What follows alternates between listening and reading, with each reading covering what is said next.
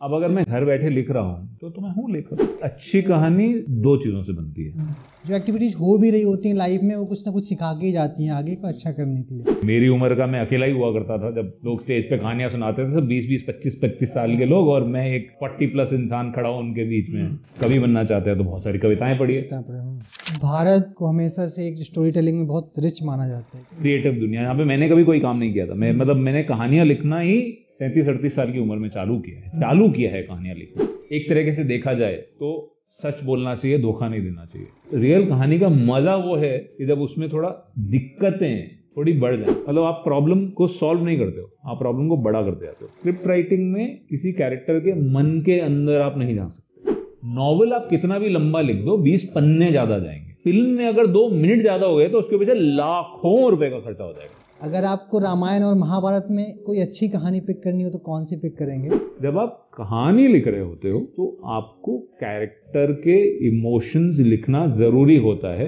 महाभारत के कैरेक्टर्स मुझे लगता है कई बार के काफी ज्यादा ग्रे हैं कंपेयर्ड टू रामायण के कैरेक्टर्स। स्क्रीन की जो राइटिंग होती है ना, उसमें कोई लैंग्वेज नहीं देख रहा है बैठ के। मेरी कहानी जादू जैसी है कि जब मैं किताब पढ़ रहा होता हूँ, कोई एक मोमेंट आता है जब आप अपने अंदर एक इमोशनल चेंज नोटिस करते हो। जब दुर्योधन को मारा गया, वो एक तरीके से धोखे से ही मारा गया।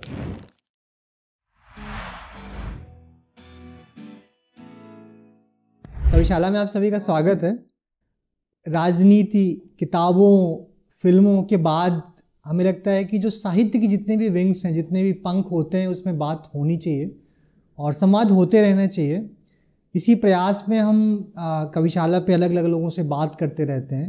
वो चाहे कहानियाँ हो, चाहे किताबें हो, कविताएं हो, साहित्य का कोई भी पंख हो, उस पर हम बात करने का प्रयास करते हैं। जो भी साहित्य से जुड़े लोग हैं या साहित्य को आगे बढ़ाते हैं, उनके साथ उनके क्या अनुभव हैं, उनका क्या एक्सपीरियंस है, वो चाहे फेलियर का अनुभव, चाहे सक्सेस का अनुभव, वो लोगों तक पहुंचना चाहिए। उसी प्रयास में हम अलग अलग लोगों से बात करते हैं। आज हमारे साथ हैं विजय काकवानी सर। बहुत बहुत स्वागत है कविशाला में आपका। बहुत बहुत शुक्रिया आपका अंकुर बुलाने के लिए। बहुत टाइम से हमारी बात हो रही थी पर फाइनली आज हो ही गया। हाँ, फाइनली हम मिले और मैं शुरुआत भी, चूँकि कविताओं की बहुत बातें हो गई यहाँ पे, किताबों की बहुत बातें हो गई, फिल्मों की बहुत बातें हो गई, राजनीति की बातें हो गई। आपका जो पसंदीदा टॉपिक है कहानी, एक छोटा सा शब्द है लेकिन उसके इर्द गिर्द कि आपने एक बड़ी दुनिया देखी और बड़ी दुनिया में आप लगे रहते हैं उसको सजाने में। शुरुआत वहीं से करते हैं। आपकी क्या कहानी है? मेरी क्या कहानी है? मेरी कहानी जादू जैसी है एक। मतलब मैं ये इसीलिए कहूँगा क्योंकि जो इंसान एक छोटे से शहर में पैदा हुआ, डिप्लोमा कर रहा था, 21 साल का एक लड़का, उसके बाद पहली नौकरी में पेचकस उठा के फोटोकॉपियर मशीन रिपेयर किया करता था, काले हाथ किया करता था अपने। तो उस इंसान ने कभी सोचा नहीं था कि किसी ज़माने में जाके वो प्रोफेशनली एक अपने आप को एक कहानीकार कहला पाएगा। मतलब सपने में भी नहीं था मेरे। तो वो हो गया, तो जादू जैसा ही है ये जो मेरी कहानी है। मैं तो यही मानता हूँ क्योंकि मतलब चीज़ें होती गई। हाँ। और वो कहते हैं ना कि ऊपर वाला जो है वो, मतलब मेरा ये मानना है कि ऊपर वाला एक नक्शेकार जैसा है, जो जिसने नक्शे बना रखे हैं हमारे सबकी ज़िंदगियों के। हम उन नक्शे के हिसाब से चलते जाते हैं।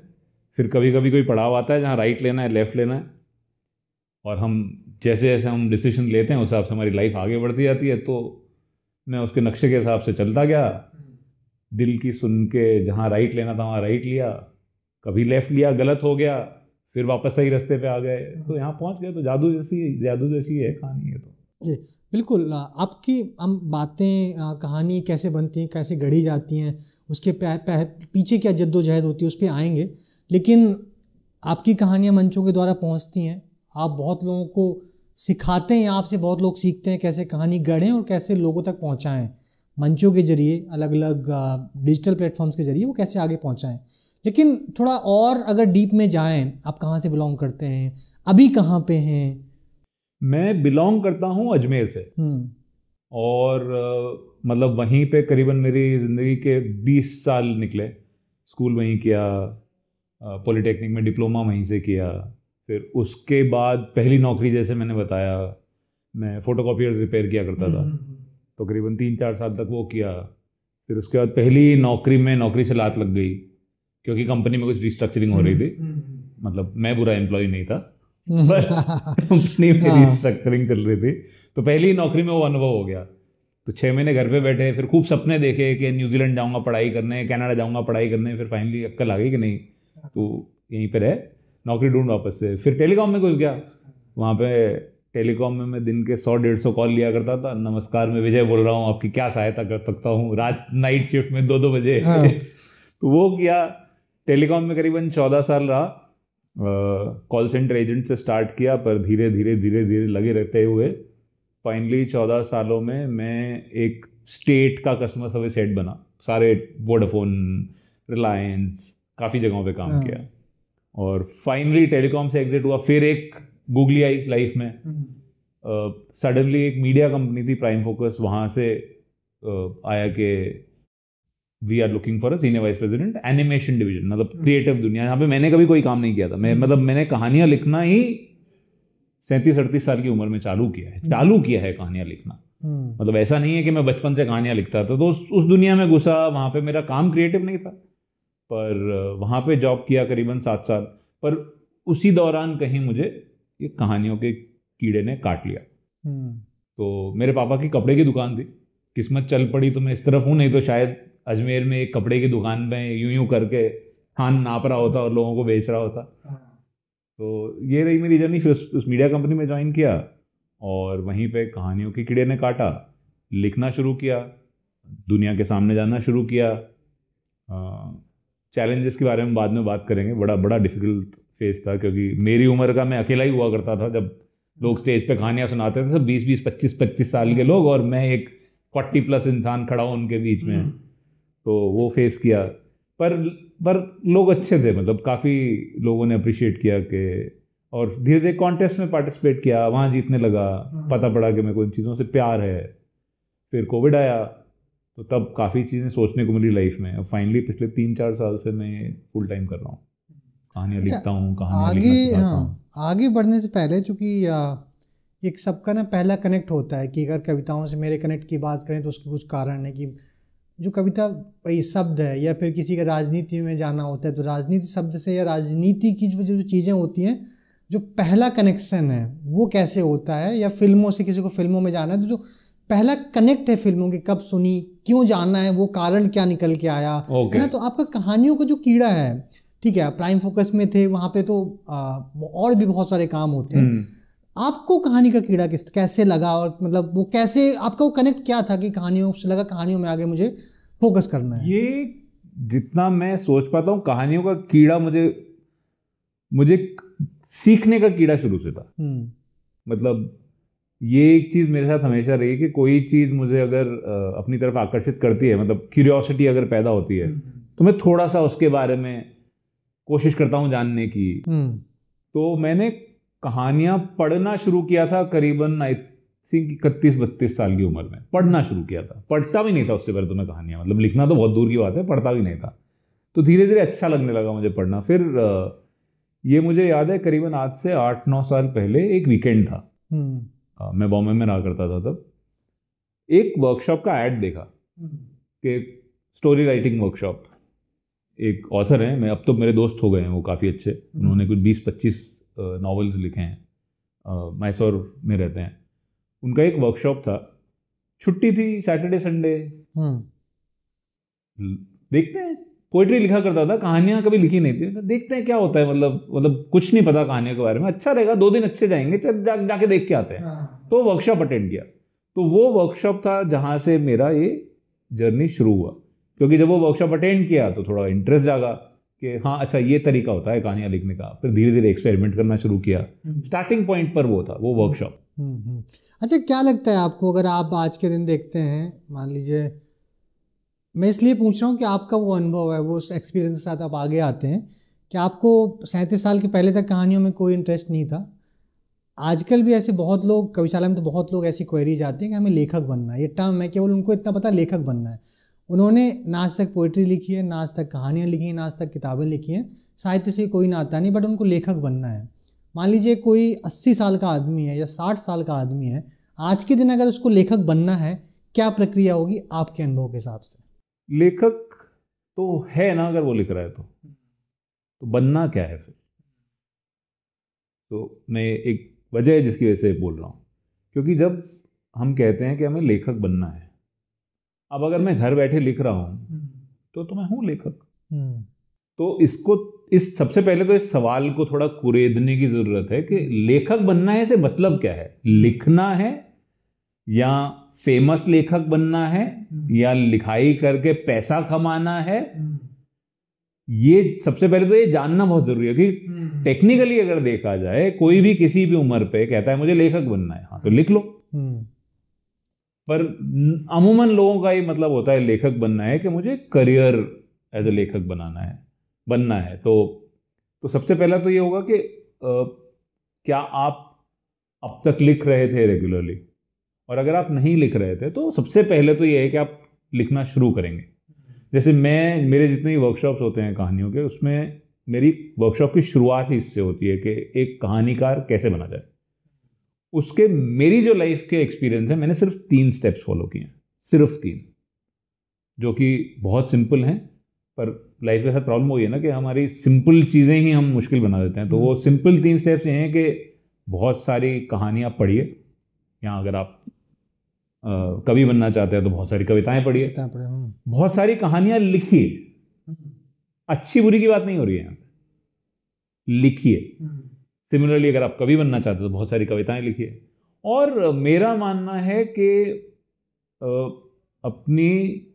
अपने ज्ञान को बढ़ाते रहना, नॉलेज को इम्प्रूव करते रहना, वर्कशॉप्स अटेंड करना कि कहानियां लिखी कैसे जाती हैं। जैसे आज की डेट में भी मैं जबकि ये वर्कशॉप्स कंडक्ट करता हूँ, लोगों को सिखाता हूँ, पर मैं खुद पिछले 2-3 साल में कम से कम 15 वर्कशॉप अटेंड कर चुका हूँ क्रिएटिविटी से रिलेटेड, कहानियां लिखने से रिलेटेड। मैं किताबों को तो काउंट ही नहीं कर रहा हूँ जो मैं पढ़ रहा हूँ कि कहानियां कैसे लिखी जाएं या उसके पीछे की थॉट प्रोसेस क्या होती है, मैं उनको तो काउंट, मैं प्योर वर्कशॉप्स की बात कर रहा हूँ। तो वो सीखते रहना बहुत जरूरी है। तो ये 3 स्टेप ही फॉलो किए हैं मैंने, पर वही है कि वो रेगुलरली फॉलो किए हैं कि खूब सारी कहानियां पढ़ी, खूब सारा लिखा, अच्छा बुरा सब। मतलब जितनी कहानियां मेरी दुनिया में बाहर हैं उससे करीबन 10 गुना कहानियां मेरे लैपटॉप में बंद हैं, जो घटिया हैं, जो अभी तक दुनिया के सामने आई नहीं है, पर आएंगी नहीं आएंगी मुझे नहीं पता, लिख के रखी हुई हैं, लिखता रहा हूं रेगुलरली। और तीसरा वर्कशॉप बहुत अटेंड किया, तो उससे बहुत नॉलेज मिलता है कि यार मुझे दिक्कत हो रही है। तो कोई वर्कशॉप मैं बता नहीं सकता, एक वर्कशॉप था जो मैं सिर्फ वही सेम वर्कशॉप मैं पहले अटेंड कर चुका था, और 2-3 महीने बाद वो जो कोच थे, तब मैंने ऑनलाइन अटेंड किया था, वो कोच दिल्ली में लाइव कंडक्ट कर रहे थे, मैंने वही डिट्टो वर्कशॉप फिर से अटेंड किया। फुल डे वर्कशॉप था, 2000 रुपए की उसकी फीस थी। तो मैं हूँ सिंधी, तो बचपन से वो हमारे फैमिली हो रहा है कि यार इसका फ़ायदा क्या है, इसका फ़ायदा क्या है, पैसे की बर्बाद कर रहा है। पर कहीं ना कहीं पिछले कई सालों में मैंने सीखा है कि कोई पैसा वेस्ट नहीं जाता है अगर आप उसे सीखने पे लगा रहे हो। तो मैंने वो डिट्टो सेम वर्कशॉप 2000 रुपए की फीस देके अटेंड किया। मतलब ऐसा था कि मैं फर्स्ट लाइन में बैठा हुआ हूँ और जो कोच हैं उन्होंने देखते ही मुझे पूछा कि तू क्यों अटेंड कर रहा है, ये तेरे तो अटेंड किया हुआ है, डिट्टो सेम वर्कशॉप है। मैं कहा नहीं, बहुत दिनों से कुछ लिखने में मजा नहीं आ रहा था, तो वर्कशॉप अटेंड कर लिया। और वो वर्कशॉप था भी पूरा का पूरा वैसा जो मैंने पहले अटेंड किया था। पर उस दिन कहीं कहीं बातों में उन्होंने एक लाइन ऐसी कह दी, वो एक लाइन ने मेरे अब तक के जितने प्रॉब्लम्स थे उसमें से 50% सॉल्व कर दिए। मुझे दिक्कत होती थी कि मैं हर रोज लिख नहीं पाता था और अपने आप को कोसता रहता था कि यार तू राइटर है, तू कहता है बहुत लिखना चाहिए, हर रोज लिखना चाहिए, पर तू खुद तो लिखता नहीं है। उस दिन उन्होंने एक पॉइंट कही थी कि मैं कई बार जब मैं नहीं लिख पा रहा होता हूँ ना, तो मेरे दिमाग में जो ख्याल चल रहे होते हैं मैं वो लिखने लग जाता हूँ। यार मुझे समझ नहीं आ रहा मैं आज क्या लिखूं, बड़ा बकवास दिन जा रहा है, कहानी समझ में नहीं आ रही है, मेरी ये कैरेक्टर पता नहीं क्या कर रही है, बोले मैं सब लिखना चालू कर देता हूं। तो कहीं ना कहीं वो लिखते लिखते ये जो हमारा क्रिटिकल दिमाग है ये शांत हो जाता है, क्रिएटिविटी आने लगती है। दूसरा, दिन के एंड में मैं अपने आप को पीठ थपथपा देता हूं कि देख लिख तो लिया ना तूने, आज क्या लिखा, अच्छा लिखा बुरा लिखा इंपॉर्टेंट नहीं है, आज तो लिखा ना। तो मतलब वो एक चीज, वो एक सेंटेंस मेरे लिए 2000 क्या, मैं उसके लिए 10,000 देने को भी खुश था। तो वो सीखते हुए वर्कशॉप अटेंड करते रहते हो, लोगों से इंटरेक्ट करते रहते हो, तो ऐसी कई चीजें आपको सडनली सीखने को मिलती हैं। सीखने के ऊपर कोई पैसा वेस्ट नहीं जाता। तो मेरी वो जो दिक्कत थी कि मैं सोचता था, जिस दिन मेरा दिमाग नहीं चल रहा है, उस दिन सोचता था बैठ के यार क्या लिखूं क्या लिखूं क्या लिखूं, और कुछ लिख नहीं पाता था। दिन के एंड में अपने आप को कोसता था, तूने कुछ लिखा ही नहीं आज। अब मैंने तरीका चेंज कर दिया। अब मेरे दिमाग में जो चल रहा है, चाहे अपने आप को गालियां भी दे रहा हूं, मैं उसमें लिख रहा हूं कि यार तू कैसा इंसान है, तू तो कहानीकार बोलता रहता है अपने आप को, देख तेरे कुछ समझ में नहीं आ रहा, सब लिख रहा हूं। धीरे धीरे धीरे धीरे वो जब मन की भड़ास निकल जाएगी तो धीरे धीरे कहानी में अपने आप कहानी आगे बढ़ने लगती थी। और एंड ऑफ द डे मैं अपनी पीठ भी थपथपा देता था कि देख तूने आज का दिन का काम कर लिया, तूने लिख लिया। तो वो जो गिल्ट थी मेरी, वो एक सेंटेंस की वजह से सॉल्व हो गई। अब जस्ट समझिए कि पूरी लाइफ लॉन्ग की आपकी एक मेजर दिमाग में जो खटका था वो सॉल्व हो गया। 2000 रुपये कुछ कीमत नहीं है यार उसके लिए। और उस पूरे दिन के वर्कशॉप में बस एक लाइन सीखी मैंने, जबकि पूरा वर्कशॉप डिट्टो सेम था। तो मतलब सीखने के बारे में तो मैं कह ही नहीं सकता मैं कितनी ज़्यादा उसको वैल्यू करता हूँ कि सीखते रहना चाहिए। बिल्कुल, मुझे लगता है कि मतलब हर स्टेप में हम कुछ भी कर रहे हैं रोजाना की लाइफ में, कोई भी छोटा इंसिडेंट, अच्छी एक्टिविटी, बुरी एक्टिविटी कुछ ना कुछ सिखा के ही जाती है। लोग बोलते हैं ना कि हर चीज़ वो अच्छे के लिए होती है। जो एक्टिविटीज़ हो भी रही होती हैं लाइफ में, वो कुछ ना कुछ सिखा के ही जाती हैं आगे को अच्छा करने के लिए। अच्छा, एक आपने कहानियों का, स्टोरीज का एक अच्छा लिखने में भी अच्छा एक अनुभव है आपका। अच्छी कहानी क्या होती है आपके हिसाब से, अगर डिफाइन करना हो आपको? अच्छी कहानी मेरे हिसाब से, मैं मेरे हिसाब से इसलिए बोल रहा हूँ क्योंकि हर किसी का अपना अपना व्यू है। कहानी एक आर्ट फॉर्म है और हर किसी का हक है उसके बारे में अपना व्यू रखने का। मेरा व्यू है कि अच्छी कहानी दो चीज़ों से बनती है। एक है क्या होने वाला है, और दूसरा है अरे ये क्या हो गया। तो ये दो चीज़ें अगर आपकी कहानी में हैं तो वो कहानी अच्छी है। जहाँ पे आपका रीडर जब वो कहानी पढ़ रहा है तो कंटिन्यूसली उसके दिमाग में ये चल रहा है कि क्या होने वाला है, क्या होने वाला है, और फिर कुछ होता है अरे ये क्या हो गया। तो एक कहानी जो किसी ऑडियंस को बांधे रखती है उसमें ये दो चीज़ें होना बहुत ज़रूरी है। जहाँ पे एक तो हर लेवल पे क्यूरियोसिटी बनी रहे ऑडियंस की कि अब क्या होने वाला है, और एक ऐसी कि जब वो क्यूरियोसिटी सॉल्व हो तो इस तरीके से सॉल्व हो कि जो उस ऑडियंस ने एक्सपेक्ट नहीं किया। तो बस ये दो चीज़ें अगर आपकी कहानी में हैं तो आप पन्ने पलटते रहोगे, आपको मज़ा आता रहेगा। कि ऑडियंस, सच बताऊं तो जो एक रीडर है या जो लिसनर है वो आसानी से नहीं चाहता है किसी चीज़ को, वो चाहता है कि आप मुझे तड़पाओ। हम इतनी मोटी मोटी किताबें पढ़ते हैं, हम इसीलिए पढ़ते हैं ताकि हम जानना चाहते हैं। हम पूरे महीना भर एक नॉवल पढ़ते हैं ये जानने के लिए आगे क्या होने वाला है, आगे क्या होने वाला है, आगे क्या होने वाला है। तो वो तो इसीलिए पढ़ते हैं क्योंकि हम चाहते हैं कि हमें कोई तरसाता रहे कि यार देख अब ये होने वाला है, पर फिर बताता नहीं है कि क्या होने वाला है। कुछ होने वाला है, हाँ कुछ होने वाला है, पर बताता नहीं क्या होने वाला है। तो आप आगे बढ़ते हो। फिर वो बताता है कि अच्छा ये हो गया, पर साथ में एक और सवाल जोड़ देता है कि देख अब आगे कुछ और होने वाला है। आप उस सवाल का आंसर ढूंढने के लिए और पलटते हो। तो पूरी कहानी यही चलता रहता है। तो मेरे हिसाब से ये दो चीज़ें कि क्या होने वाला है और अरे ये क्या हो गया, अरे ये क्या हो गया। भारत को हमेशा से एक स्टोरी टेलिंग में बहुत रिच माना जाता है कि हमें बिल्कुल एंशिएंट इंडिया से हमेशा इतनी कहानियां, हमारे पास इतनी कहानियां कि दुनिया में किसी दूसरे देश में के पास कहानियां नहीं है। आपके लिए अभी तक आपने जितनी कहानियां पढ़ी, पुरानी कहानी भी हो सकती है, रामायण महाभारत भी हो सकती है, दो चीज़ें हैं। अगर आपको रामायण और महाभारत में कोई अच्छी कहानी पिक करनी हो तो कौन सी पिक करेंगे?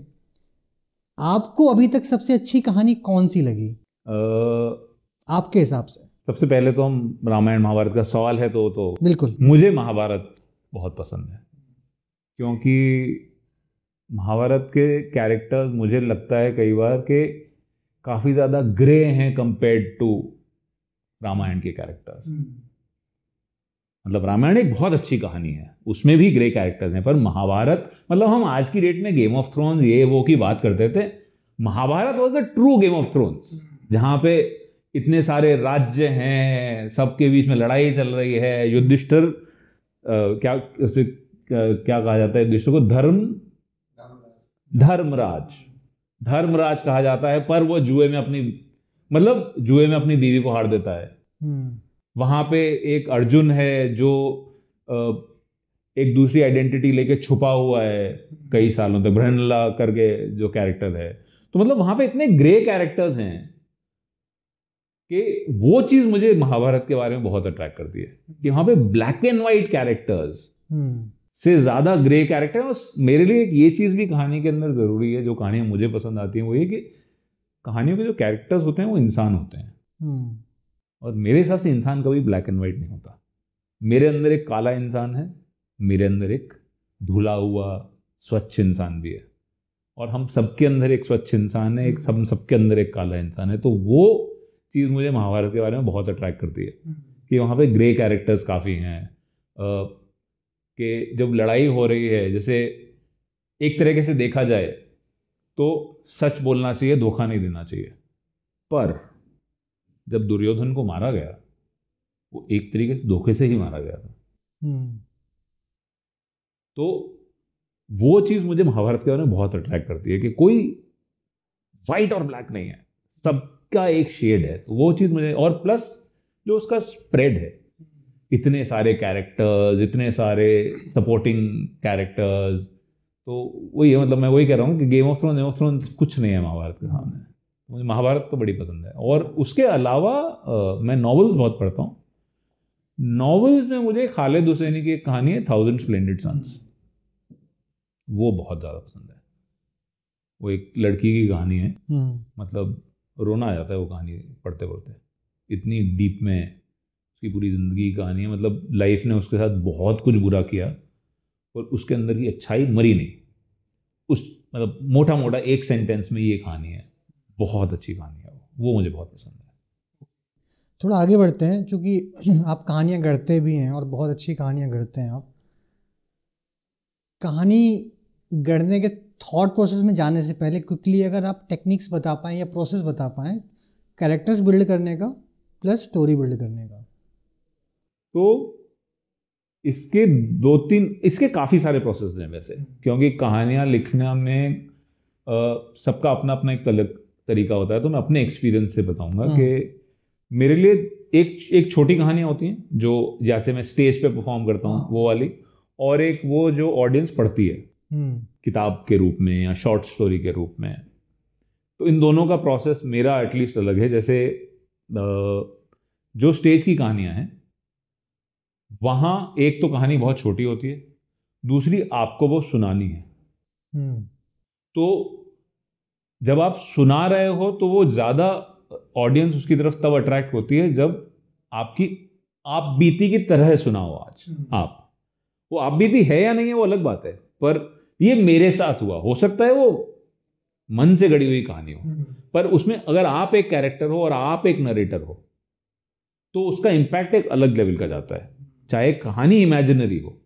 तो वो कहानियां लिखते टाइम मैं, जैसे मान लीजिए मुझे दोस्ती के ऊपर कहानी लिखनी है, अभी का एक किस्सा है, दोस्त फ्रेंडशिप डे पे कोई कहानी लिखनी थी, तो मैं अपनी ज़िंदगी के पुराने किस्से देखूंगा, तो दोस्ती से रिलेटेड मैं लिखना चालू करूंगा। ये दोस्त था, ये बड़ा अच्छी दोस्ती थी, ये बड़ा अच्छा टाइम रहा, अरे ये मस्त रहा, ये इंसिडेंट बहुत अच्छा था, धोबी लिस्ट एक लिख डालूंगा। उसके बाद उस धोबी लिस्ट के साथ थोड़ा टाइम स्पेंड करूंगा कि यार इसमें ये कहानी बन सकती है, इसमें ये कहानी बन सकती है, इसमें ये कहानी बन सकती है, इसमें ये हो जाए तो उन पूरे थॉट में से मुझे एक थॉट थोड़ा सा अट्रैक्ट करेगा कि हाँ, फिर उसको थोड़ा सा उसके साथ और टाइम बिताऊंगा, उसमें फिर टेक्निक्स अप्लाई करूंगा। कि स्टोरी टेलिंग में एक टेक्निक होती है जो कि हर कहानी, अच्छी कहानी में देखने को मिलती है, वो होती है कॉन्फ्लिक्ट बिल्डिंग। उसी की वो कॉन्फ्लिक्ट बिल्डिंग की वजह से ही ऑडियंस पढ़ती रहती है कि अब आगे क्या होगा। मतलब आप प्रॉब्लम को सॉल्व नहीं करते हो, आप प्रॉब्लम को बड़ा करते जाते हो। जैसे फॉर एग्जाम्पल मुझे ये सामने रखा हुआ ग्लास उठाना है, मैं उठा और उठते ही ये माइक गिर गया, और मैं माइक को संभालने गया तो मेरा फोन गिर गया, मैं फोन को संभालने गया तो मेरी चेयर गिर गई, मेरा पैर स्लिप हो गया, मैं गिर गया, मेरी टांग टूट गई। ये है कहानी। मैं उठा के ग्लास उठा लिया, इसमें क्या कहानी है? तो रियल कहानी का मजा वो है कि जब उसमें थोड़ा दिक्कतें थोड़ी बढ़ जाएं। तो अब ये एक थॉट उठाऊंगा, फिर उसमें यार ये दोस्त के साथ ये इंसिडेंट बड़ा अच्छा था, तो फिर उसमें थोड़ी दिक्कतें ऐड करूंगा कि वो आसानी से नहीं होना चाहिए कि इन दोनों दोस्तों के बीच में कुछ झगड़ा हो गया, फिर उसका झगड़ा सुलटाने की कोशिश करते और उलझ गया। तो ये तो हो गई स्टेज की कहानियां इन अ वेरी शॉर्ट वे। ये लंबी जो पढ़ने वाली कहानियां होती हैं उसमें चाहे आप नरेटर नहीं भी हो, कैरेक्टर्स हैं, वो वैसा है कि वो किसी जो टूरिस्ट गाइड होते हैं ना, टूरिस्ट गाइड के साथ किसी अनजान ट्रैक पे जाने जैसा है। तो कैरेक्टर टूरिस्ट गाइड है। जैसे वो कहानियाँ लिखने का मैं जो प्रोसेस अडॉप्ट करता हूँ बताता हूँ। प्रॉम्प्ट्स होते हैं कई, एक सेंटेंस, जैसे फॉर एग्जाम्पल मुझे केक खाना बहुत पसंद है, पर सिर्फ तब जब वो केक मैंने अपने फेवरेट चाकू से काटा हो, और तब जब उस चाकू पे ताज़ा खून लगा हो। मुझे नहीं पता ये क्या कहानी है, मैं ऐसा कोई एक सेंटेंस उठाऊंगा जो मेरे को, अब मुझे जानना है कि क्या कहानी है। मुझे कहानी नहीं पता है, मेरे पास बस एक सेंटेंस है, तो अब मैं कहानी जानने के लिए कहानी लिखता हूं। कहानी पता होती है इसलिए नहीं लिखता हूं, मैं खुद कहानी जानने के लिए कहानी लिखता हूं। मेरे पास एक कैरेक्टर है जिसको वो चाकू से काटने में तभी मजा आता है जब उस चाकू पे खून लगा हो। अब क्या वो कैरेक्टर खूनी है, क्या उस कैरेक्टर को खून का टेस्ट पसंद है, वो क्या है उसकी कहानी। अब वो एक कैरेक्टर के साथ मैं वो सेंटेंस के साथ टाइपिंग करना चालू कर दूंगा कि फिर उसका दे हुआ, उसका दे हुआ, उसका दे हुआ, और ये मुझे नहीं पता है कि मैं अगला सेंटेंस क्या लिखने वाला हूँ। मैं बस लिखता जाऊंगा, लिखता जाऊंगा, लिखता जाऊंगा। तो एक तरीके से वो कैरेक्टर मेरा हाथ पकड़ के मुझे ले जा रहा है अपने साथ एक ट्रैक पे। मुझे नहीं पता है वो कहाँ ले जा रहा है, मैं बस लिखता जा रहा हूँ, लिखता जा रहा हूँ, लिखता जा रहा हूँ। अब वो ट्रैक पूरा हो गया, कहीं डेस्टिनेशन पे जाके पहुंच गया। वो जर्नी बहुत बोरिंग सी होगी, क्योंकि बीच में हमने कहीं पे पानी भी पिया होगा, कुछ छोटी मोटी चीज़ें भी हुई होंगी। फिर अब ये पूरा, जब एक पूरा बड़ा कहानी रेडी हो गया, अब इसमें टेक्निक के हिसाब से काट छाट होती है कि यार ये इंटरेस्टिंग पोर्शन नहीं है, इसको हटा देते हैं, ये इंटरेस्टिंग पोर्शन नहीं है, इसको हटा देते हैं, इसके बाद ये हो जाएगा तो मज़ा आ जाएगा। तो पर जो पहला ड्राफ्ट होता है कहानी लिखने का, वो एक अनजान ट्रैक पे जाने के जैसा है किसी टूरिस्ट गाइड के साथ। तो टूरिस्ट गाइड आपका कैरेक्टर है, और ये सच में ऐसा है। मतलब मैं आज की डेट में जो कहानी लिख रहा हूँ, मैं आज का सीन, जैसे मैं हर रोज सुबह लिखता हूँ, मैं आज का सीन लिख के आया हूँ, कल कहानी कहाँ से कहाँ पहुँचेगी मुझे आज नहीं पता है। मैं जब कल लिखने बैठूंगा, उस सीन को आगे बढ़ाऊंगा, वो कहीं का कहीं चला जाएगा। तो मतलब एक से ये समझ लीजिए मैंने ट्रैक का एक और पड़ाव पास कर लिया, फिर और पढ़ा, फिर और पढ़ा, ऐसे लिखते लिखते लिखते लिखते अब ये पूरा 60-70 हज़ार वर्ड्स का एक पोथा रेडी हो जाएगा। उसमें फिर कांटा छाटी चालू होगी के। तो ये 2 टेक्निक्स मैं अडॉप्ट करता हूँ राइटिंग के लिए। आपका दूसरा सवाल मैं भूल गया। नहीं, अभी आगे बढ़ते हैं। दूसरा सवाल था कि उसका आपका जो थॉट प्रोसेस या फिर क्या माइंड सेटअप क्या रहता है, उसमें आगे अपन बात करेंगे। पहले आपने 2 चीज़ें लगभग, स्टोरी टेलिंग ऑन स्टेज कैसे होती है और स्टोरी टेलिंग ऑन बुक्स कैसे होती है, वो कवर हो गया। तीसरा, चूँकि हम कविशाला पे बात कर रहे हैं और बहुत सारे लोग ऐसे हैं जो कविताएं लिखते हैं, किताबें लिखते हैं, कहानियाँ लिखते हैं, और हर राइटर या हर लेखक का एक लक्ष्य होता है कि उसको ना एक किसी फिल्म के लिए कहानी लिखनी है ना। अगर आप साझा कर पाएँ, चूँकि आप बहुत सारे आप फिल्म के जो प्रोजेक्ट्स हुए हैं उनसे जुड़े रहे हैं और बहुत आपने शायद कई सारी फिल्मों में काम भी किया है ना। वो एज अ फिल्मों में काम, मतलब एज अ राइटर नहीं किया था, बट जब मैं प्राइम फोकस में था तो हाँ, मैं बैक एंड में इन्वॉल्व था उन फिल्मों में। तो अगर आपने जितना भी इन्वायरमेंट देखा है वहाँ पे स्क्रिप्टिंग का जो राइटिंग होता है उसका प्रोसेस क्या होता है, कैसे स्क्रिप्ट लिखते हैं? क्या वो सिमिलर टू बुक्स होता है, जैसे किताब की कहानी लिखते हैं, या फिर काइंड ऑफ जो स्टेज पे परफॉर्म की जाती है उससे कुछ मिलता जुलता होता है, या अलग होता है कुछ? स्क्रिप्ट राइटिंग काफ़ी अलग है। प्रोसेस सिमिलर हो सकता है, जैसे मैंने जो अभी बताया कि जो लंबी, पहली चीज़ तो स्क्रिप्ट राइटिंग में नॉर्मली वो फर्स्ट पर्सन कहानियाँ नहीं होती है, क्योंकि आप स्टेज पे नहीं सुना रहे हो। तो स्टेज पे सुनाने वाली प्रोसेस तो है नहीं। तो आप लिखोगे, जैसे मैंने बाकी बताया कि आप एक कैरेक्टर की लाइफ को प्लॉट करोगे, एक ट्रैक पे चले जाओगे कैरेक्टर के साथ, पर वो है नॉवल या शॉर्ट स्टोरी लिखने का तरीका। स्क्रिप्ट राइटिंग उससे काफ़ी अलग है। क्यों? क्योंकि स्क्रिप्ट राइटिंग में किसी कैरेक्टर के मन के अंदर आप नहीं झांक सकते। बुक में आप झांक सकते हो, वो बैठी वहां ये सोच रही थी, उसे ऐसा लग रहा था कि मैं आज इसे मार डालूंगा। पर स्क्रीन पे जब तक वो इंसान बोले नहीं कि मैं आज उसे मार डालूंगा, तब तक आपको नहीं पता है कि उसके दिमाग में क्या चल रहा है। तो स्क्रीन पे फर्क ये आ जाता है कि जब आप कहानी लिखते हो तो हर एक चीज सिर्फ एक विजुअल एंगल से लिखी जाती है, सिर्फ एक विजुअल एंगल से लिखी जाती है। मतलब जहां पे विजुअली ऑडियंस को समझ में आना चाहिए कि वो ये सोच रहा है या ये हुआ। जैसे फॉर एग्जाम्पल, एक छोटा सा एग्जाम्पल है कि एक अगर आप किताब में लिखोगे, एक पियोन है, वो वो जा रहा है, वो पानी लेके जा रहा है या चाय लेके जा रहा है अपने बॉस के लिए। बॉस को बहुत जल्दी हो रही है, मीटिंग चल रही है और बॉस को कहीं जाना है जल्दी में। बॉस जल्दी जल्दी में निकलता है केबिन से बाहर और पियोन वहीं खड़ा होता है और चाय उसके ऊपर गिर जाती है और बॉस उसके ऊपर खूब चिल्लाता है कि निकल जा यहाँ से, तूने मेरा शर्ट खराब कर दिया। और अब कहानी जब आप नॉवेल में लिख रहे हो तो इसको आप लंबा करके लिख सकते हो। दूसरी दिक्कत स्क्रीन में ये होती है कि वो क्विकली लिखना होता है क्योंकि उसका एक लिमिटेड टाइम होता है और लिमिटेड टाइम की एक वजह होती है। नॉवेल आप कितना भी लंबा लिख दो, 20 पन्ने ज्यादा जाएंगे। फिल्म में अगर 2 मिनट ज्यादा हो गए तो उसके पीछे लाखों रुपए का खर्चा हो जाएगा। तो फिल्म में आप ये एक्सपेक्ट नहीं कर सकते कि ये जो पूरा सीन मैंने भी बताया, या पूरा सीन वैसे लिखोगे कि आप दिखा रहे हो तैयार हो रहा है, फिर वो जा रहा है, फिर उसको चिल्लाता है तू निकल रहा है, नहीं कर सकते आप। क्योंकि फिल्म में इस सीन की इंपॉर्टेंस सिर्फ इतनी है कि उसको निकाल दिया गया, बहुत गुस्से में था उसको निकाल दिया। अब आप उसको लंबा चौड़ा लिखने जाओगे तो उसके पीछे सेट का खर्चा, एक्टर्स का खर्चा, ये वो आप अफोर्ड नहीं कर सकते। तो फिल्म में ये सीन कैसे लिखा जाएगा? फॉर एग्जाम्पल, वो इंसान जा रहा है, दरवाजा खुलता है, उसके बाद गिर जाता है, सीन कट। अगले सीन में वो पियोन बेचारा अपना सामान इकट्ठा कर रहा है और उसका साथी पियोन उसको पूछता है क्या हुआ, निकाल दिया, सीन खत्म। मतलब इतनी सी देर में आपने बता दिया कि क्या होगा। जबकि आप यही नॉवेल लिख रहे होगे तो आप लंबा चौड़ा। दूसरा, सेकंड वाले में जब आप कहानी लिख रहे हो तो उसमें आप उसकी मन की इच्छा भी बताओगे, अरे ऐसा कैसा बॉस है, वो अपने आप मन में सोच रहा था कि मुझे क्यों निकाल दिया। ये स्क्रीन में नहीं होगा। स्क्रीन में डायरेक्ट जो एक्शन हुए वो हो रहे हैं। तो ये एक तो बहुत बड़ा डिफरेंस है। Screen is pure visuals.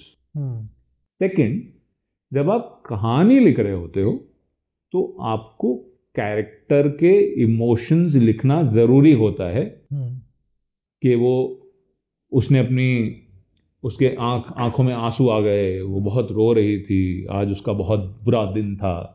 अब जब ये चीजें आप जब स्क्रीन लिख रहे होते हो तब आप ये नहीं लिखते हो।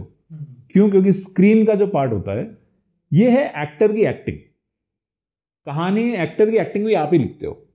कहानी में जो पात्र है वो क्या कर रहा है उस मोमेंट पे, आप ही एक्टर हो, आप ही कहानीकार हो, आप ही पात्र हो। आप ही उस पात्र के अंदर घुस के लिख रहे हो कि वो पात्र उस समय क्या सोच रहा है। आप ही उस पात्र के अंदर घुस के उस समय ये सोच रहे हो कि ये पात्र अभी रो रहा है। आप ही उस पात्र के अंदर घुस के ये सोच रहे हो कि ये पात्र अभी ये कहानी पढ़ रहा है, ये कौन सा पन्ना पढ़ रहा है।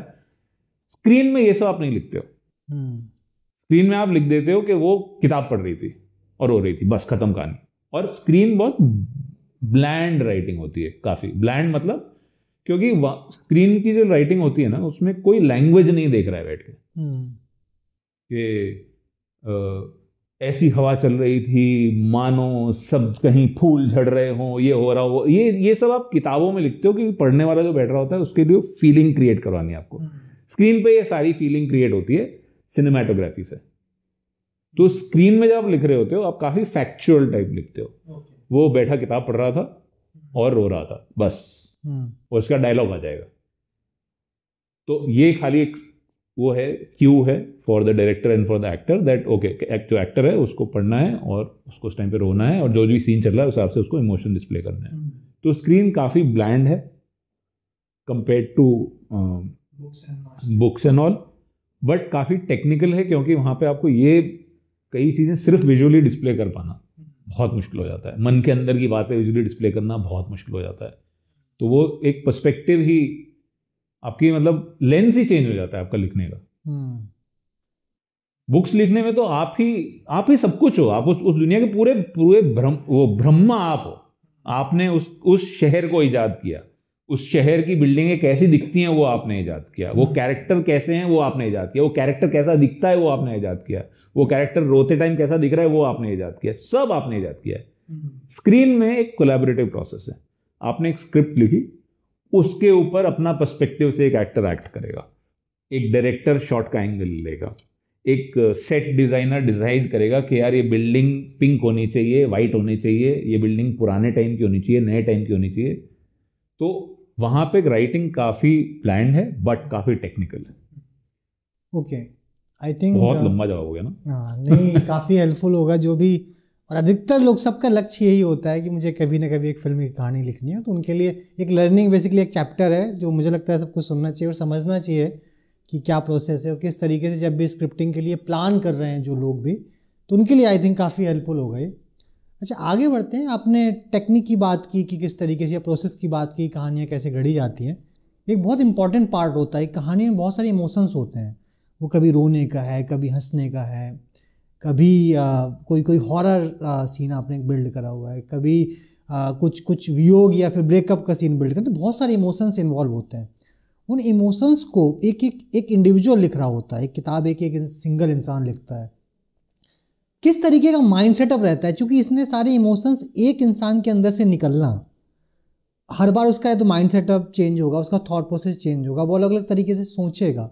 ये प्रोसेस क्या होता है, किस तरीके से वो स्विच करता है जो अलग अलग इमोशंस उसको बुक के अंदर डालने, या फिर ऑन स्टेज डालने, या फिर फिल्मों में डालने, किस तरीके से बिल्ड होता है, वो क्या थॉट प्रोसेस होता है, क्या माइंड सेटअप होता है जब कहानी इस तरीके से बिल्ड कर रहे होते हैं। ये जो इमोशंस वाला पार्ट है, इसमें मैं अलग अलग दौर से गुजरा हूँ इन टर्म्स ऑफ कैसे लिखा जाए। जैसे पहले जो मेरा तरीका था वो ये था, लिख दिया, फिर उसको रीराइट किया, फिर उसको रीराइट किया, फिर उसको रीराइट किया, जब तक मुझे फील नहीं हो रहा कि हाँ ये इमोशन सही में बाहर आ रहा है। जैसे कई बार लाइक राइट, अब मैं एक सैड सीन लिख रहा हूँ अपने नॉवल में, पर मैं उस दिन बड़े खुश मूड में हूँ और लिखना मुझे सैड सीन है, तो वो लिख दूंगा। लिखना तो बहुत ज़रूरी है, वो तो मैंडेटरी है, नहीं लिखने का तो कोई ऑप्शन ही नहीं है। लिखना है, चाहे बुरा लिखो, चाहे ऐसा लिखो कि आपको नफरत आ जाए उसके ऊपर अगले बार, वो, और वो हिस्सा है राइटर की जर्नी का, कि आपको अपने काम से कभी मतलब वो होता है ये क्या लिख दिया यार, और ये बहुत बड़ा पार्ट है राइटर जर्नी का।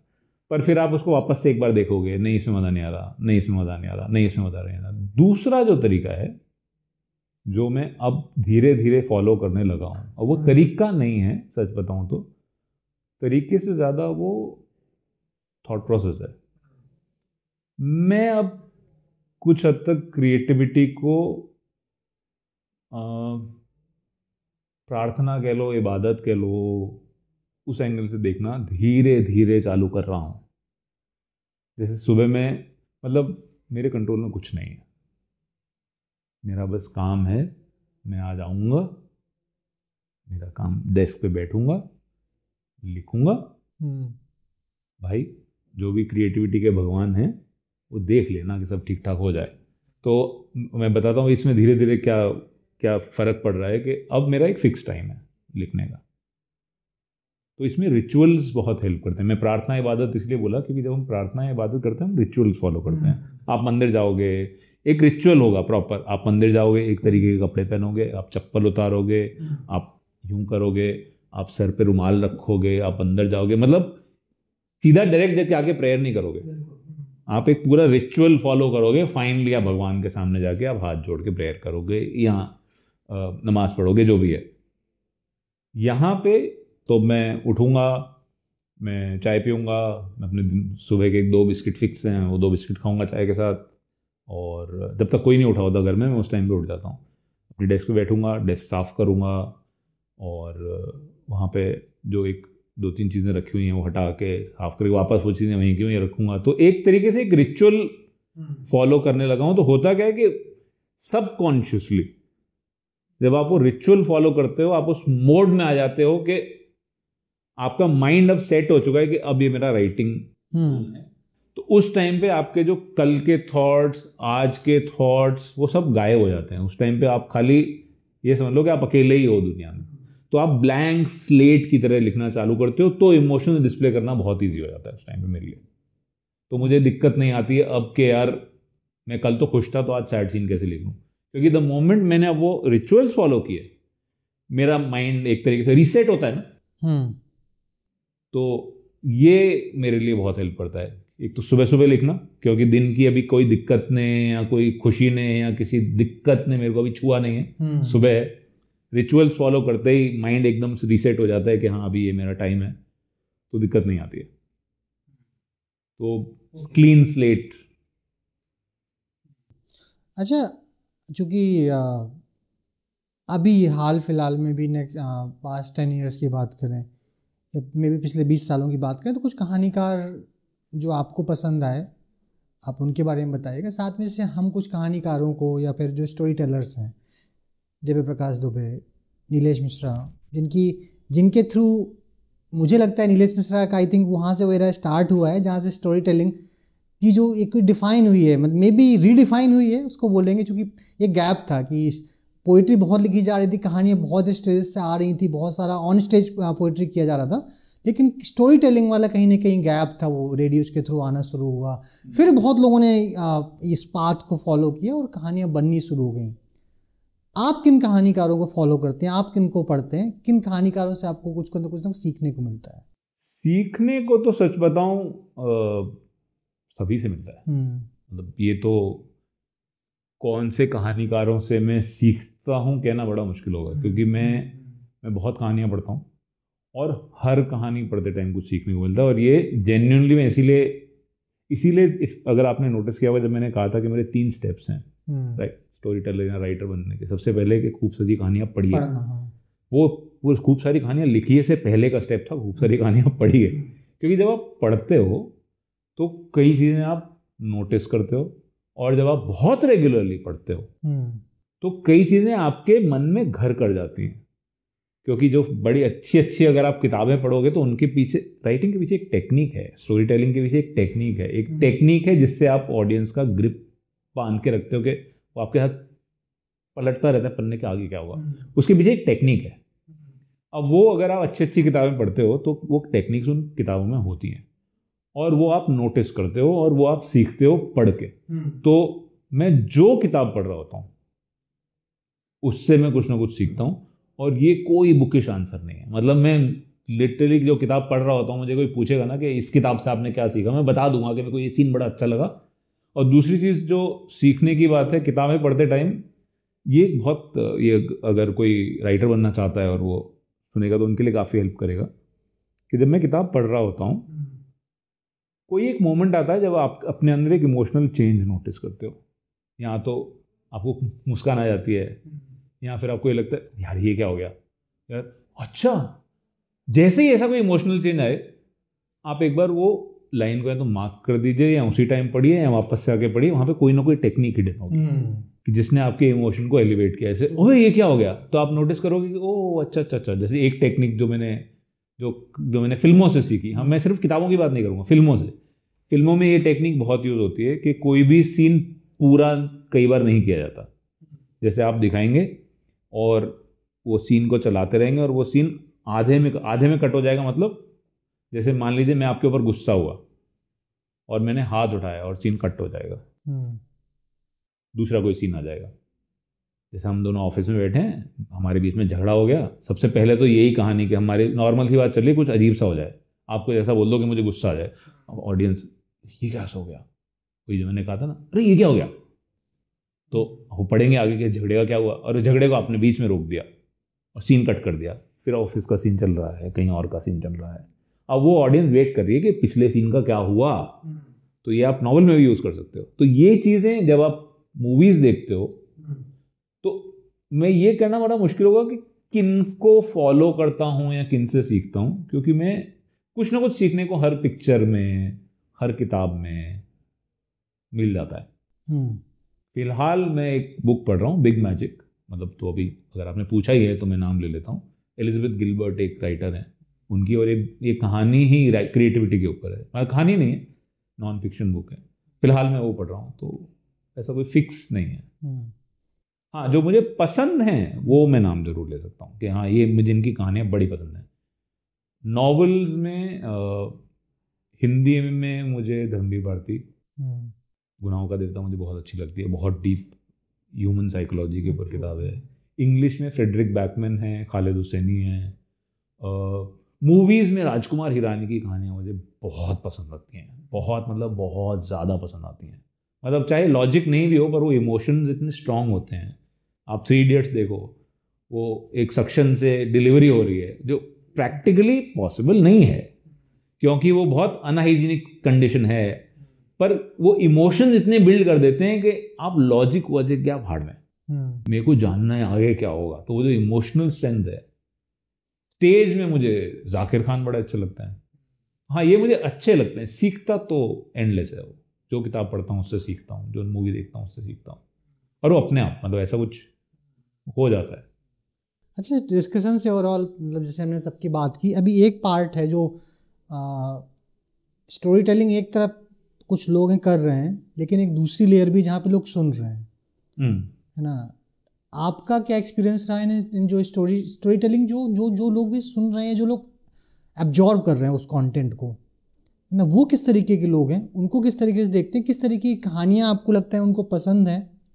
एक चीज़ ये, दूसरा प्रश्न मेरा इसी में कि दो तरीके की कहानियाँ मुझे लगता है कि वो गढ़नी बहुत टफ होती हैं। एक तो छोटे बच्चों के लिए जब कहानियाँ गढ़ी जाती हैं वो, और एक फ़नी कहानियाँ जब एक गढ़ी जाती हैं कि उनको मे बी चुटकुलों के फॉर्म में छोटे पार्ट में बन के बड़ी कहानियाँ बनती हैं।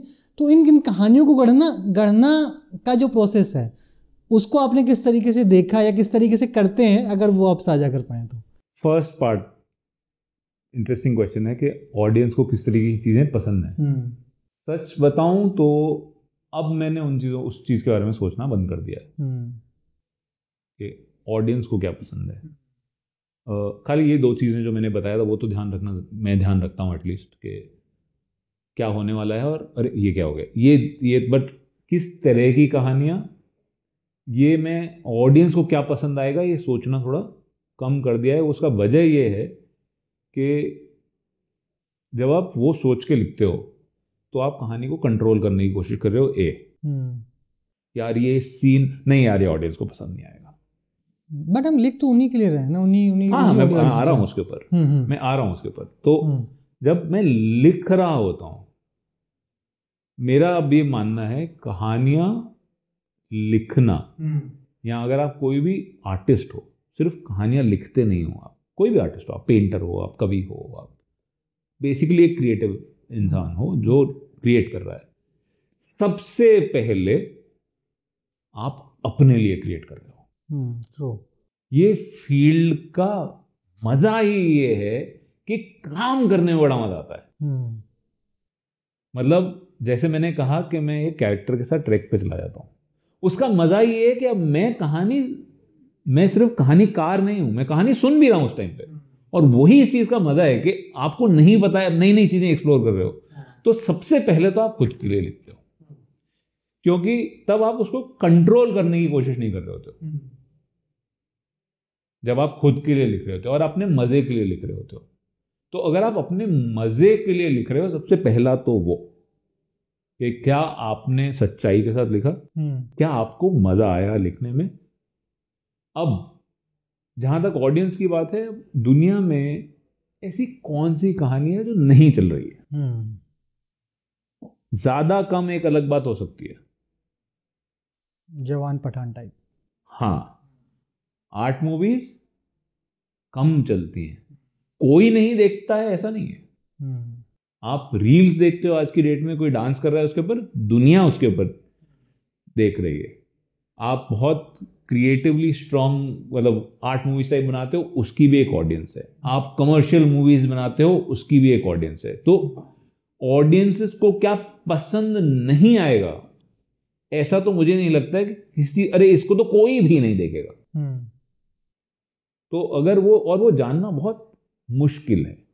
क्यों? क्योंकि अब इतने बड़े बड़े फिल्म मेकर्स जिन्होंने बड़ी बड़ी, मेरा नाम जोकर, एक फिल्म बनी हुई जो महाफ्लॉप हो गई, महाफ्लॉप। और बनाई किसने? उस इंसान ने जो स्टोरी टेलर दिग्गज स्टोरी टेलर माना जाता है, राज कपूर। फ्लॉप हो गई। अब क्या उसे पता नहीं था? तो वही कह रहा हूं कि ऐसा कोई टेक्निक नहीं है ये पता करने का कि ऑडियंस को पसंद आएगा या नहीं आएगा। आप खाली एक चीज की तरफ सच्चे हो सकते हो, वो ये कि मैंने ये कहानी सच्चाई से लिखी है, मुझे ये कहानी कहनी है। ये जो क्या पसंद आएगा क्या नहीं पसंद आएगा, ये at the back of the mind अगर आप रख के लिख रहे हो तो आप कहानी को कंट्रोल करने की कोशिश करते हो। और ये अच्छा, ये आप एक इंसान को बोलो कि यार तू है ना, तू यहां से स्ट्रेट ऐसे जाएगा फिर ऐसे जाएगा, वो काफी रोबोटिक लगेगा।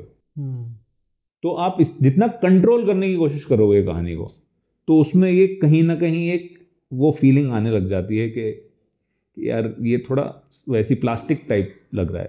तो मैं एटलीस्ट ये फॉलो कर रहा हूँ, ऐसा नहीं कह रहा हूँ कि ये कोई नहीं करना ही नहीं चाहिए, मेरा पर्सपेक्टिव है दैट अब मैं उसके बारे में कम सोचता हूँ।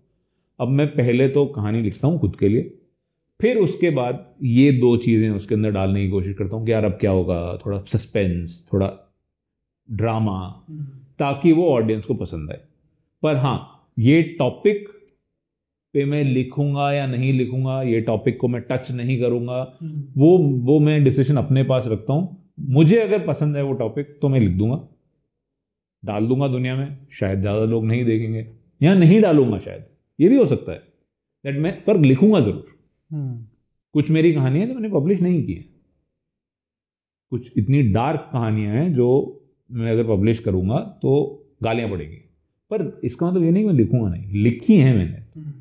कहानी लिखना तो मैं ये मानता हूं कहानी खुद के लिए लिखनी चाहिए, और बाद में उसको दुनिया में भेजना है या नहीं भेजना है उस टाइम पे सोचना चाहिए कि यार चलेगा कि नहीं चलेगा। तो दूसरा पार्ट इसमें था कि दो विधाएं, 2 लोगों के लिए कहानियां। मुझे लगता है कि एक तो विधा है कि जो मतलब फ़नी या फिर उस तरीके की कहानियाँ लिखना टफ है, या फिर उसमें वो एक जनरा डालना, वो एक ऐसा टेस्ट डालना उसके अंदर कि वो फ़नी स्टोरी बने। दूसरा है बच्चों के लिए कहानियाँ लिखना, जो छोटे बच्चे होते हैं, चूँकि वो उनका एज जो ग्रुप है उस टाइम पे उन तक, चूँकि वो लर्निंग है, वो उनके लिए वो एक लर्निंग का काम करती है कोई भी कहानी उस एज ग्रुप में, है ना। तो उस एज फैक्टर को फोकस करते हुए, या और कौन से फैक्टर्स हों कि उनको हम फोकस करते हैं जब बच्चों के लिए कहानियाँ लिखते हैं, ताकि वो इंटरेस्ट लेके कहानियाँ पढ़ें भी और उनको कुछ ना कुछ लर्निंग मिले उन कहानियों के जरिए। ये मैं अपने आप को क्वालिफाइड नहीं समझूंगा इस सवाल का जवाब देने के लिए, क्योंकि मैं जो नॉर्मली कहानियाँ लिखता हूँ वो बच्चों के लिए नहीं होती हैं। मतलब ऐसा नहीं है कि काफ़ी सीरियस डार्क होती हैं, ऐसा नहीं है, कुछ होती हैं डार्क, बट बच्चों की कहानियाँ नहीं होती हैं। और मैं कॉमेडी एज सच पर से, हाँ लाइट मोमेंट्स होते हैं कहानियों में, पर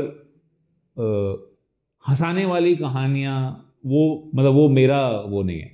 मतलब मैं अभी तक उस डायरेक्शन में नहीं बढ़ा हूँ। मैं भी जनरली, जैसे मैंने बताया, मैं ज़्यादा अट्रैक्ट होता हूँ ग्रे कैरेक्टर्स की तरफ, जहाँ पे कुछ हो रहा है और कैरेक्टर सारे अनप्रेडिक्टेबल हैं। आपका हीरो भी कल को नेगेटिव हो सकता है, आपका जो विलेन है वो कल को अच्छा इंसान निकल सकता है। तो वैसी थोड़ी कॉम्प्लेक्स ह्यूमन ड्रामा टाइप की कहानियाँ मैं पढ़ना पसंद करता हूँ और लिखना भी पसंद करता हूँ। तो आई थिंक इसका कई हद तक उसके ऊपर भी डिपेंड करता है आप कैसी कहानियाँ। इसीलिए मैंने कहा कि कहानियाँ सबसे पहले खुद के लिए लिखी जाती हैं, क्योंकि मैं जैसी कहानियाँ पढ़ना पसंद करता हूँ मैं वैसी कहानियाँ लिखता हूँ। अब बच्चों की कहानियाँ मैं पढ़ता नहीं हूँ, कॉमेडी कहानियाँ मैं ज़्यादा पढ़ता नहीं हूँ, तो इसीलिए वो कहानी लिख नहीं पाता हूँ। तो वो चीज़ मुझे भी नहीं पता है कि कैसे लिखी जाती है, बल्कि वो बहुत अच्छा स्किल है। लाइक हंसाना मुझे लगता है कि बहुत डिफ़िकल्ट स्किल है, मतलब बहुत ज़्यादा। इसीलिए जाकिर खान मेरे फेवरेट हैं, क्योंकि वो कहानी भी सुनाते हैं, हंसाते भी हैं, रुलाते भी हैं, और वो जोक्स नहीं होते हैं, वो कहानी होती है। तो होगा कभी वो दिन भी आएगा, बस अभी फिलहाल नहीं। और हमें इंतजार रहेगा कि उस तरीके की कहानियाँ आपके जरिए लोगों तक पहुँचे। आखिरी में कुछ भी जो नए लेखक बनने की प्रक्रिया में हैं या लेखक बनना चाहते हैं उनके लिए कुछ कहना चाहें, साथ में कविशाला को आप किस तरीके से देखते हैं, कुछ अच्छाइयाँ कुछ बुराइयाँ।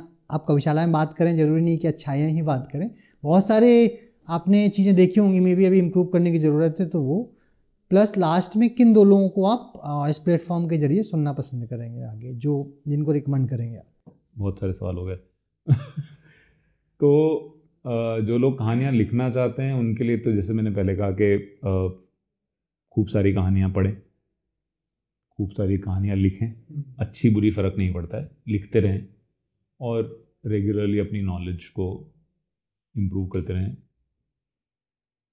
और उससे भी पहले आप एक बार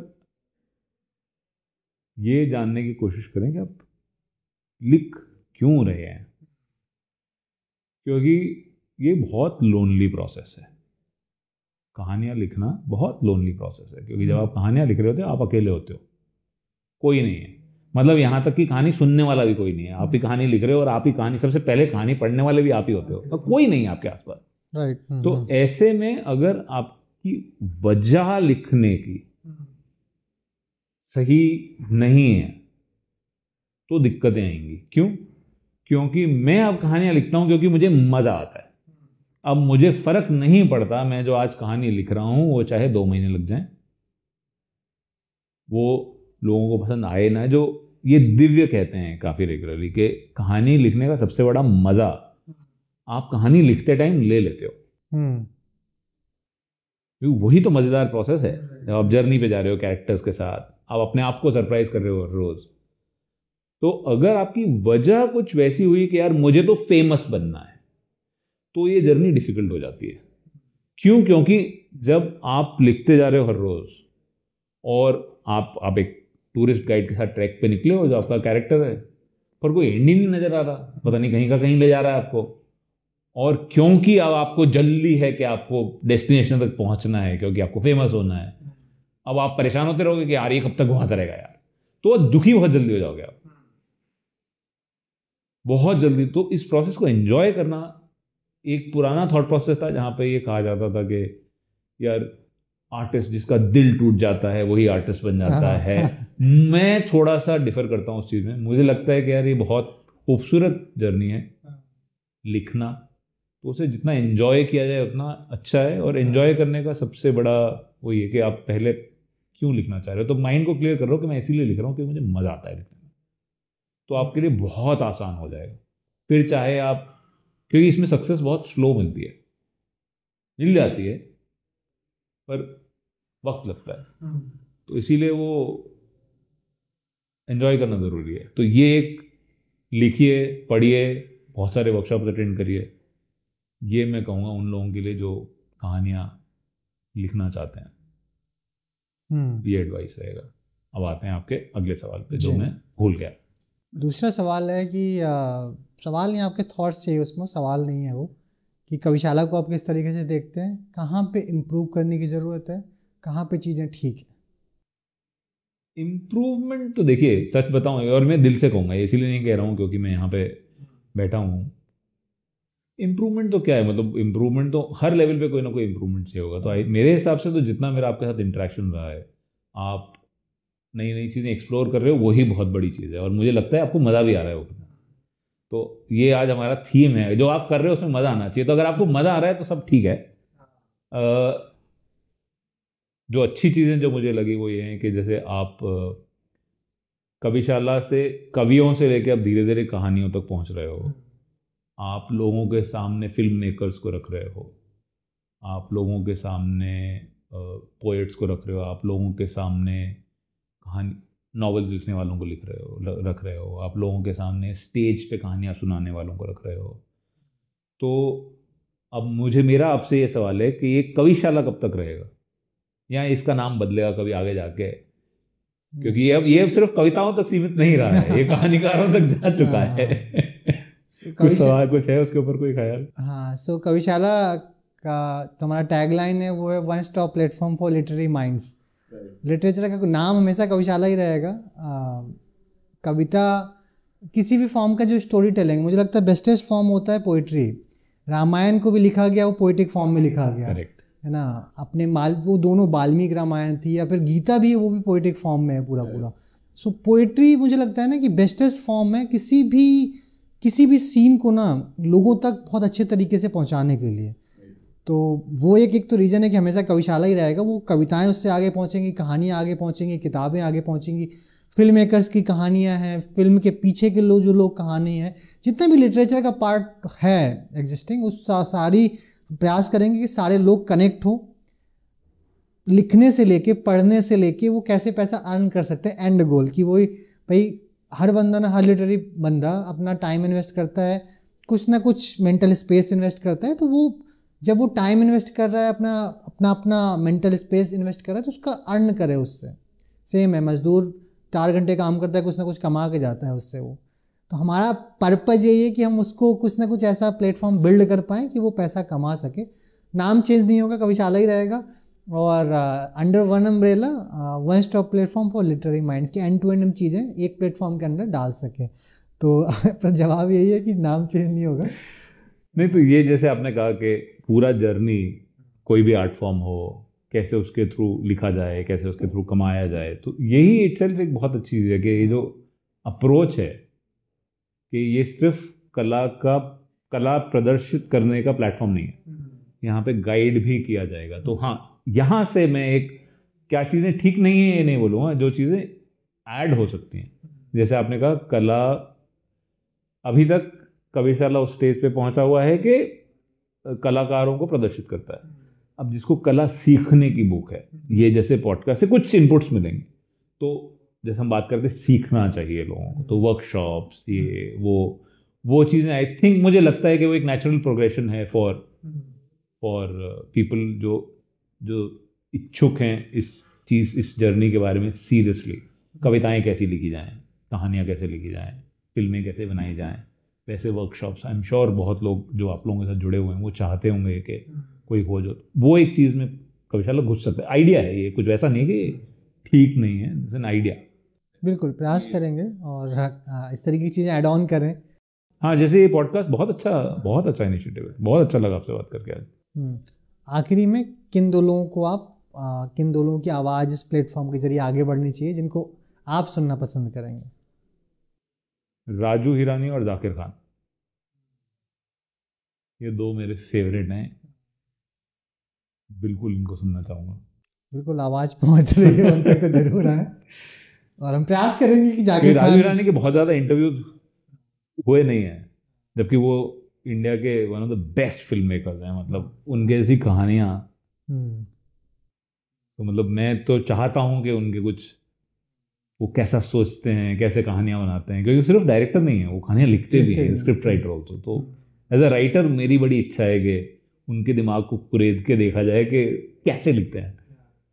बिल्कुल प्रयास करेंगे कि आएँ और ये आवाज़ अगर पहुँचे उन तक किसी भी प्लेटफॉर्म के जरिए तो कनेक्ट करने का प्रयास आपसे कर रहे हैं, कंटिन्यूसली नहीं कर पा रहे हैं, बट आप रिप्लाई करें और आप आएँ इस प्लेटफॉर्म पे। आपकी आवाज़ बहुत लोगों के लिए इम्पॉर्टेंट है, आपकी जो लर्निंग्स हैं अभी तक की वो लोगों तक पहुंचनी बहुत ज़रूरी है और उनसे कुछ ना कुछ लोग ज़रूर सीखेंगे। बहुत बहुत धन्यवाद, आपने वक्त निकाले, एक अच्छी बातचीत हुई। आपका बहुत बहुत शुक्रिया अंकुर, बहुत अच्छा लगा बात करके। Thank you so much sir.